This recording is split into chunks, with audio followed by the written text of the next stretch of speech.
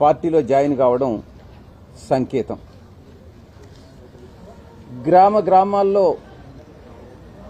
Party ఎన్నికల campaigning అన్నటువంటిది start చేశాం. అపూర్వమైనటువంటి స్పందన కనపడతా ఉంది. మేము ఒక్కటే చెప్తా ఉన్నాం, 100%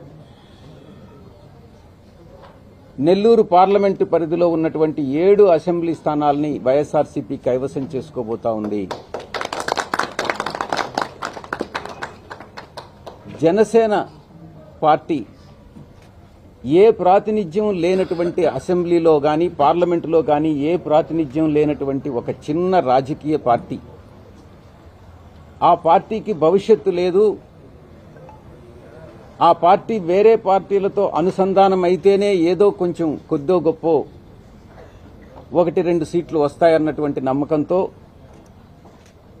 టీడీపీ, జనసేన, బీజేపీ ఒకటి కావడం జరిగింది. కులతత్వ పార్టీలు, మతతత్వ పార్టీలు ఒకటి కావడం జరిగింది.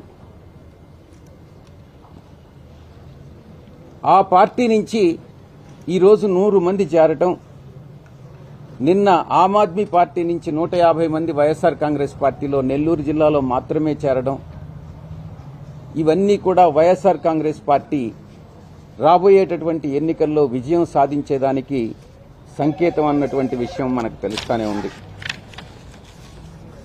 నెల్లూరు ప్రజల ఆదరణ, అభిమానం, తొలిసారిగా పోటీకి దిగుతున్నటువంటి అభ్యర్థిని అన్నటువంటి విషయాన్ని కూడా పక్కన పెట్టి చూపిస్తున్నటువంటి ఆదరణ నిజంగా చాలా సంతోషాన్ని ఇస్తుంది. ఒక్క మాటలో చెప్పాలంటే నెల్లూరు పార్లమెంటు 2009 వరకు రిజర్వ్డ్ పార్లమెంటు కాన్స్టిట్యున్సీగా ఉండింది. ఆ కాలంలో నెల్లూరు జిల్లాకు చెందినటువంటి నాయకులందరూ కూడా, పెద్ద నాయకులందరూ కూడా, హేమాహేమీలందరూ కూడా పొరుగు జిల్లాలకి, ఒంగోలుకు కానీ, నరసరావుపేటకు కానీ, విశాఖపట్నం కానీ తరలి వెళ్లి అక్కడ నుంచి పోటీ చేస్తున్నటువంటి పరిస్థితి. నిజంగా చాలా ఆనందకరమైనటువంటి విషయం. నా మొట్టమొదటి ప్రత్యక్ష ఎన్నిక నా సొంత స్థానం నెల్లూరు నుంచి పోటీ చేయడం అన్నటువంటిది నా యొక్క అదృష్టంగా పరిగణిస్తా ఉన్నా. గతాన్ని గాని తీసుకుంటే వైఎస్ఆర్ కాంగ్రెస్ పార్టీలో